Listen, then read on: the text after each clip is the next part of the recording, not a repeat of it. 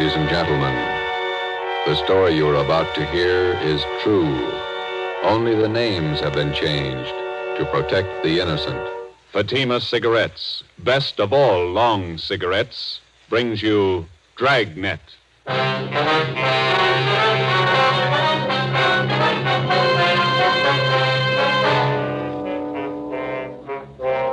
You're a detective sergeant. You're assigned to homicide detail. A young woman has been murdered. The body was discovered behind locked doors. The assassin is still at large. Your job, find him. If you want a long cigarette, smoke the best of long cigarettes. Smoke Fatima. Fatima is the long cigarette which contains the finest Turkish and domestic tobaccos superbly blended to make Fatima extra mild. And that's why Fatima has a much different, much better flavor and aroma than any other long cigarette. That's why Fatima is doubling and redoubling its smokers. So, if you want a long cigarette, smoke the best of all long cigarettes. Smoke Fatima. Dragnet, the documented drama of an actual crime. For the next 30 minutes, in cooperation with the Los Angeles Police Department, you will travel step by step on the side of the law through an actual case from official police files. From beginning to end, from crime to punishment, Dragnet is the story of your police force in action. It was Tuesday, January 9th. It was stormy in Los Angeles. We were working a day watch out of homicide detail. My partner's Ben Romero, and my name's Friday. I was on the way to work, and it was 6:45 a.m. when I got to the steps of the City Hall, the Main Street entrance. Hey, Joe, wait up. Morning, Ben. When did they call you? 5 a.m. Donahoe called you? Yeah, miserable out, isn't it? It's pretty wet. My feet are soaking wet. See the transfer list? Yeah. New chief of detectives? Wait a minute, I want to get some gum. Pack of spearmint. Well, I heard about the new chief. Thad Brown. Good man. Piece of gum? Thanks. I wish I'd make up some minds about our shift. Work days, they call you back nights. Work nights, they call you back days. Why don't you put in for a desk job? You never have to call you back. You're here all the time. You're just hard to please. Here we are.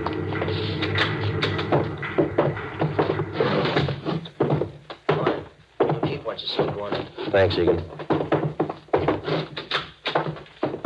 Gentlemen, sit down. That's a great way to start off as your new chief. Call you back on a rotten morning like this. I'm glad you got the job, Thad. Yeah, congratulations, Chief. It's hard to follow a man like Ed Backstrom. Gonna need your help. You got it. Here's why I called you back. Laura Barclay. The dead body report, nightclub entertainer. Landlady found the body an hour ago. Who's covering? Burton and Anderson, they're out there now. Strangled, huh? Well, the lamp cord. Still trying to figure out how the guy got in the house. Doors and windows all locked. Yeah. Attacked. That the motive? For now, yeah. I just came from there. I think there's more. Any reason? Her room wasn't prowled. Yeah? Well, just a hunch. Play it for me. Ben and I left Thad Brown's office, picked up Lieutenant Lee Jones at the crime lab, and drove to the West Adams district, number 16 Imperial Place, where the body of Laura Barclay had been found. It was an ornate frame structure done in Victorian style, at least 30 to 40 years old. Number 16 was on the ground floor. We went in. A narrow hallway led to the bedroom in the rear of the house. 2 gas jet fixtures, which had been converted to electricity, were the only illumination. This place has seen better days. Anybody else coming out, Lee? I see flash bulbs down there. They must be here already. Lieutenant, Friday, down this way. Hi, Burton. Hi. Photographer's covering the body position. Peterson's dusting for prints. Fred, shoot a couple of overheads. Don't make them all angle shots. Get up high, then move in close. Chief was right. Room's in pretty good order. Did you talk to anybody, Burton? Landlady lives upstairs. Only 2 people living in the building.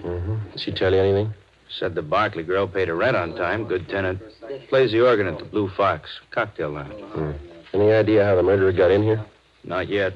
Every door and window in the place is locked. Anything else? That's it so far. We'll give you 15.7 on what we got. Okay, Lloyd. You and Anderson have another detail? Yeah, working on that Westwood thing. 2 uniform men outside if you want anything. Right, thanks. Looks like a tough one, Joe. Whoever did it must have come in through the keyhole. I'll see you later. So long, Lloyd. Andy. Peterson's dusting for prints. Nothing yet. Only piece of physical evidence so far, the lamp cord she was strangled with. I'll run it through downtown. Not a sign of a struggle. Maybe she wanted to die. Check the bathroom, will you, Ben? Yeah. I'll look around the kitchen. Hey, Pete, have you dusted the lamps yet? Not this one. I'm going to keep this.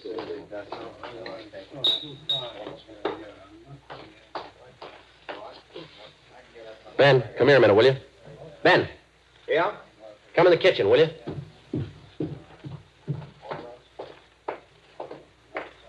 You got a pencil? Oh, yeah. Yeah, here you are. Okay. Take a look at this garbage chute here. Let me see. About 8 feet to the ground. Yeah, big enough for a man to get through. Oh, yeah. Yeah, no problem. Lee. I'll be right there. That could be the answer, Joe. Well, he either got in this way or he was in the house when she came home. What do you got? Garbage chute here. What do you think? Could be. Let me grab a kit. Let's see. Aluminum powder. There it is.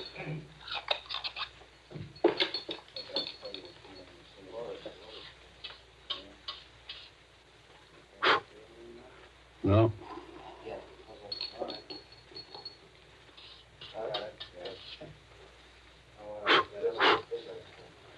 No, nothing on the outside of the lid. Looked pretty clean. Must have just been scrubbed. Abrasions here. Got a pencil? Here, I'll get it. Hold it up there, will you? Yeah.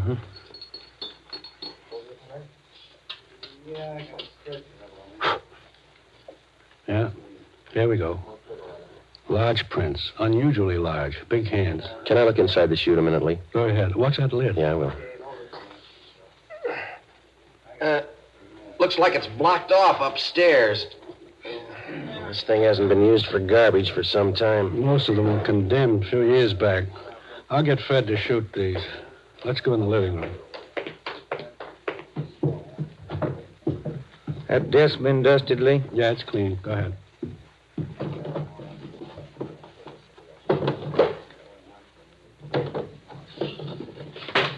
Take a look, Joe.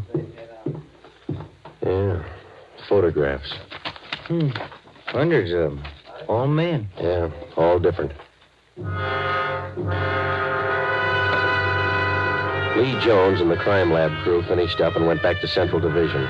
2 uniformed officers remained on duty at the scene of the crime. Thad Brown had men sent out to canvass the neighborhood. Ben and I went upstairs and talked with the landlady, a Mrs. Emma Smith. Yes? Police officers. You Miss Smith? Yes. You're not the same officers I talked with before. No, ma'am. I wonder if we could ask you a few questions. I told the other officers everything I knew. We have to double check, Miss Smith. Who was the girl who lived in the apartment below, number 16? Laura Barkley. Is that the name she used? The mail she received, was it addressed that way? Yes, it was. Oh, she was a very good tenant, Laura. No trouble with her at all. When did she move here? Oh, about 4 or 5 years ago. I have the rent receipts. I always save receipts. Did she always live by herself? Oh, yes. That apartment rents to one person only. Did she have many visitors, friends dropping in? None that I ever saw. Pretty much to herself, Laura. The men came yesterday and took it away. What's that, ma'am? The organ. Electric one. Laura rented it from a big downtown firm. Used to practice all the time. My, it was beautiful. Yeah. In the gloaming. She used to play that for me. Mrs. Smith, when did the men come and take the organ away? Yesterday, in the afternoon, about 4:30. Was Miss Barkley at home when they came? No, she wasn't. She left me a note to let them in, so I let them in. I never allow anyone in the apartment without a note. Do you know the name of the company where she rented the organ?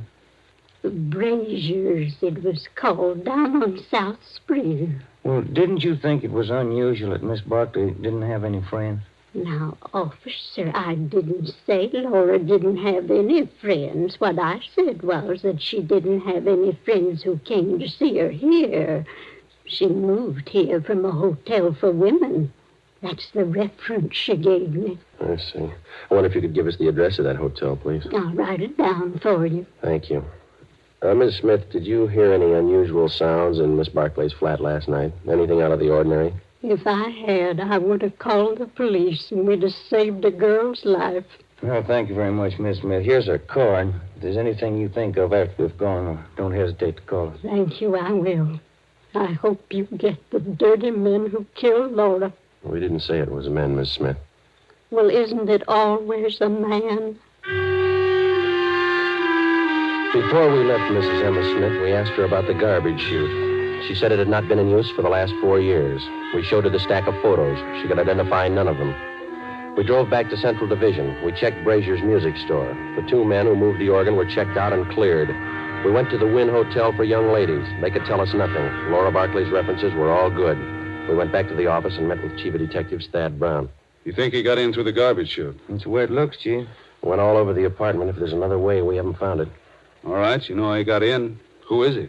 We got out an APB on his M.O., latent fingerprints, and making a run on those prints we found. You got an idea about these pictures here. Most of them theatrical stills, show people. Frank Latour and his canine circus. To Laura, all my love, Frank. Tell you what you do. Here's a guy I checked with this morning. Bernard Carubian, theatrical booking agent, huh? Yeah, Barney's office is down in the Orpheum building, 8th and Hill. He booked her into the Blue Fox. See what he can tell you. Right. You grabbed the pictures, Ben, huh? Oh, yeah. Well, you got more than you started with. Yeah, those fingerprints. We get a make on him, we'll be close to the guy. So was the Barclay girl. But he got away.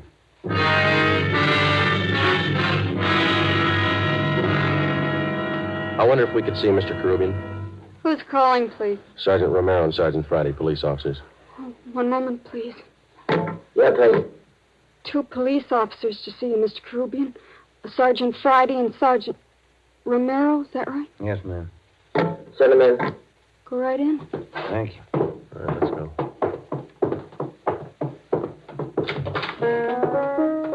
I'll be right with you.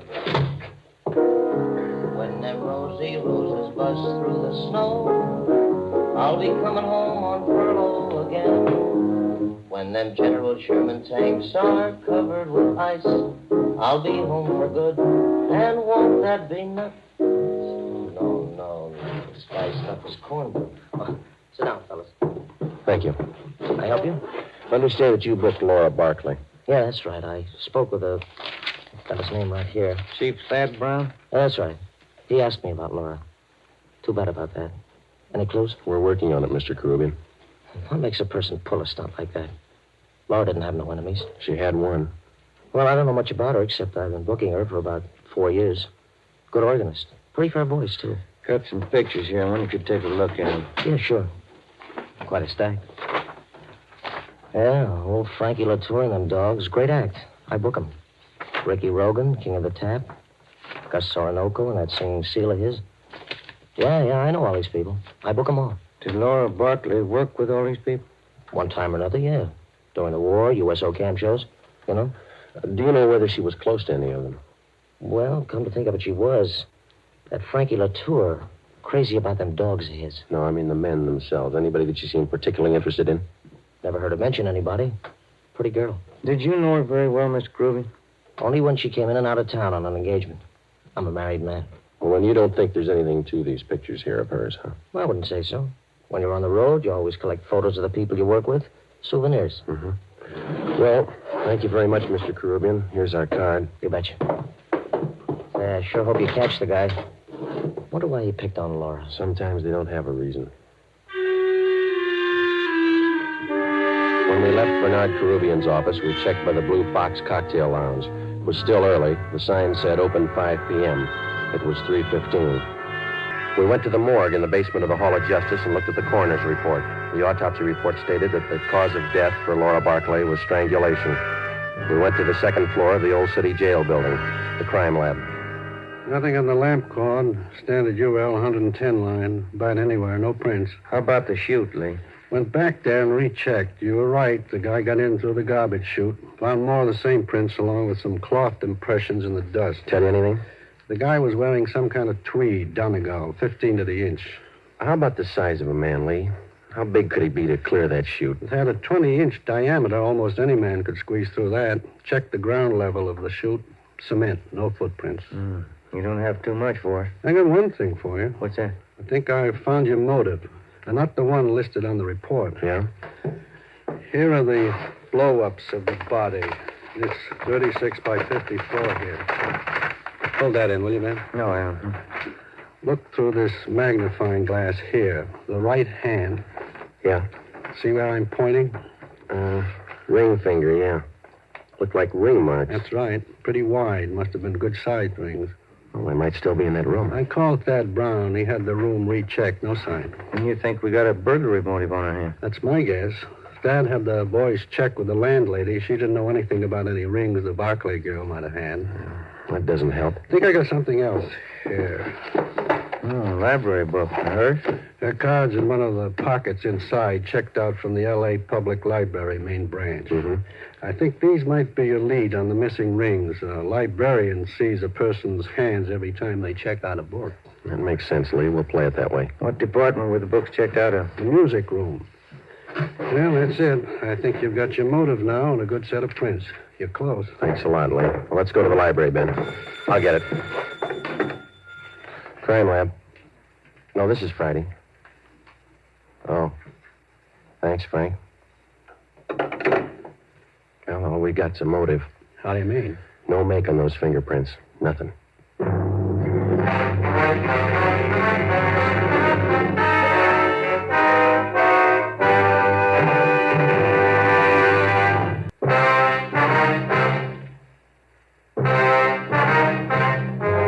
4:30 p.m. Tuesday, January 9th. Heavy rain.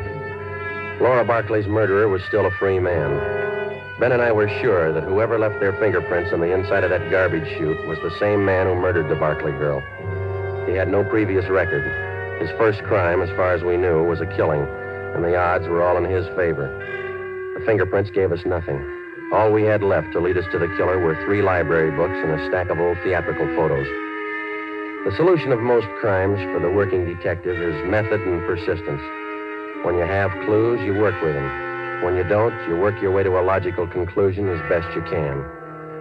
We went to the Los Angeles Public Library, the main branch. The librarians in the music room handle thousands of readers every week. None of them remembered Laura Barclay. We drove over to the Blue Fox Cocktail Lounge. We interviewed the manager, and he knew nothing of her personal life. We talked to Harry Schumann, the organist who had taken Laura Barclay's place. What would you like to hear, fellas? Police officers. Like to talk to you, man. About Laura, huh? That's right. All right, if I keep on playing? Manager wants full 15-minute sets. Oh, yeah, go ahead. That's all right. What can I tell you? How long have you known Miss Barclay? Oh, 4 or 5 years. Terrible thing. You got to get whoever did it. Yeah, we're going to try. Can you think of anybody that might have killed her? I know you ask that question of everybody. I don't know. Does anybody ever know for sure? Sometimes. Well, I don't know. When you think of a person, you never think who might murder him. Maybe you might know a few things about her that you could fill us in on. I'll try. She go in for jewelry much? Rings, things like that? Funny you should ask that. She was nuts for it. Good things. Rings? Had a couple of beauties. Diamonds they were, big stones. Cost $4,000. I know she used to put most of her money into those rings. She buy them on time? Yeah. I remember one night she was overjoyed. The night she paid them off. Cost a lot of dough. Can you describe those rings for us? Not too good. I can give you the name of the jeweler she bought them from. That'll do. Do you know anybody else that we might talk to? Don't know any of her friends. She was an only child. No living relatives that I know of. How about her landlady? Yeah. I guess that's it, Harry. Thank you. For what? I wish I could help more. If everybody had your attitude, we'd be out of a job. Before we left the Blue Fox, Harry Schumann gave us the address of Laura Barclay's jeweler. The next morning, we checked with the manager of the store, and he gave us a complete description of the 2 diamond rings which the dead girl had purchased. They were valued at $4,000. He gave us detailed drawings of the rings. We went back to the office, gave the information to burglary detail. An all-points bulletin was put out describing them. Pawn shops throughout the city and state were alerted to watch for the stolen rings. We had lunch with Chief Thad Brown at Costa's Cafe.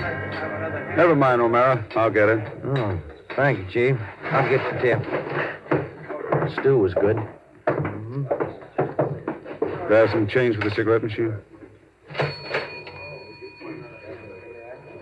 Thanks. Need any cigarettes, Joe? No, thanks, Thad.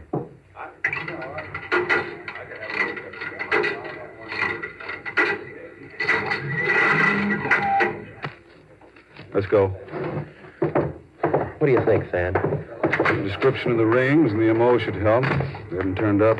Good chance he's holding on to them. Could be his first job. Probably scared. Anybody check back over the neighborhood there? Yesterday afternoon and this morning. A lot of door-to-door salesmen through that district. All been checked out. It's a dead end. Now where? If only those prints had checked out. Well, they didn't. Got a kickback from Brereton in Sacramento on his MO. No make. We'll have to get him with what we've got. Here's the car. Sure you picked up all the loose ends? Oh, we've been back over the course 3 times. Go over it again. Keep going over it until something breaks.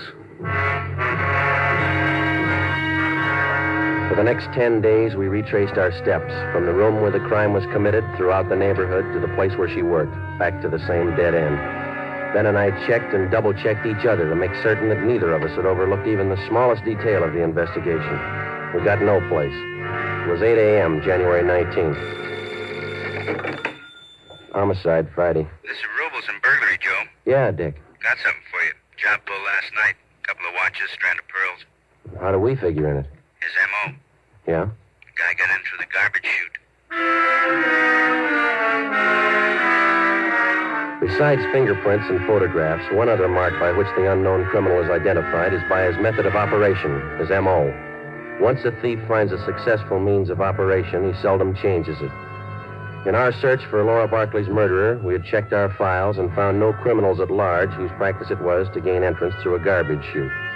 It was reasonably safe to assume that this was the same man. It was 2 p.m., January 23rd. I was on my way back from the Record Bureau. Just had a call, Joe. Elmer Radcliffe. Informant? Yeah. Says 2 days ago he heard about some guy who was making the rounds trying to peddle a couple of diamond rings. Same ones? And he's not sure. Doesn't know what the guy looked like. Any idea where the guy is now? Hasn't been around since. Told Elmer to keep his eyes open. Oh, that's good. Come in here, you two. What do you got, Thad? This report just came down from burglary. Pawn shop down on North Main took in a watch and strand of pearls last night. Yeah? Same stuff that Rubles called you about. Yeah, I remember. Where's it dying? Same guy tried to peddle a couple of diamond rings. 10 a.m., January 25th. Thad Brown arranged to have all pawn shop detail calls concerning the suspect put through to us on extension 2521, homicide. 5 days passed. No further word. Homicide, Friday. This is George Rose. I run the Harbor Pawn Shop, 2nd and Main. Yeah, what's the matter? Man in here, trying to turn those diamond rings. The ones on the stolen property list. I can't talk now. Stall him. We'll be right down.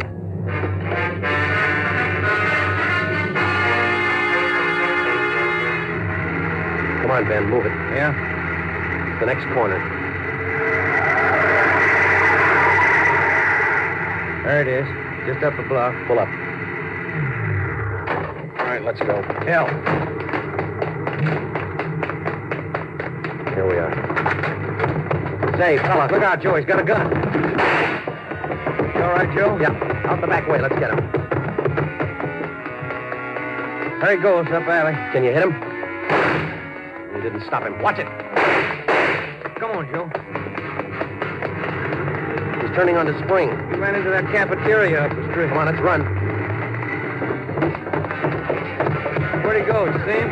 Yeah, there he goes. He's headed for the kitchen. Come on. Stop that man! Stop him! Out the back door into the alley. There he goes. Duck, Ben. All right, Joe, stop. He's not stopping. Stay clear.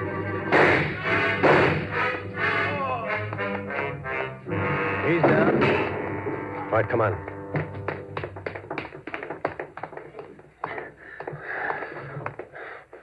get his gun. Yeah. He got him in the leg, Joe. Hit his head when he fell. All right, snap him on. Huh. Look on the little finger of his right hand. 2 diamond rings. Yeah. Doesn't make sense, does it? What's that? $4,000 worth of diamonds, and he's lying on a pile of garbage. The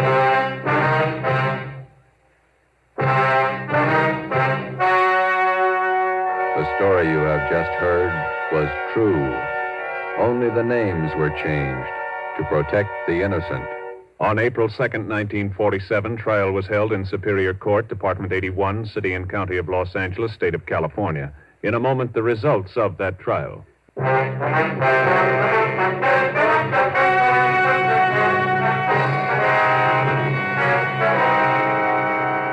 Laura Barclay's murderer was identified as Martin Eric Swanson. He was tried and convicted of murder in the first degree. His case was fought through the Supreme Court of California and in the United States Supreme Court. In both instances, his conviction was upheld. Last Friday morning, after a delay of 5 years, Martin Eric Swanson was executed in the lethal gas chamber at the state penitentiary. You have just heard Dragnet, a new series of authentic cases from official files. Technical advice for Dragnet comes from the Office of Acting Chief of Police W.A. Wharton, Los Angeles Police Department. Dragnet honors the city of Youngstown, state of Ohio, and the men who make up the Youngstown Police Department, another of America's great law enforcement agencies. One of these men, Chief of Police Edward J. Allen, honored as Policeman of the Year, who dedicates his life so that yours might be more secure. Fatima Cigarettes, best of all long cigarettes, has brought you Dragnet from Los Angeles.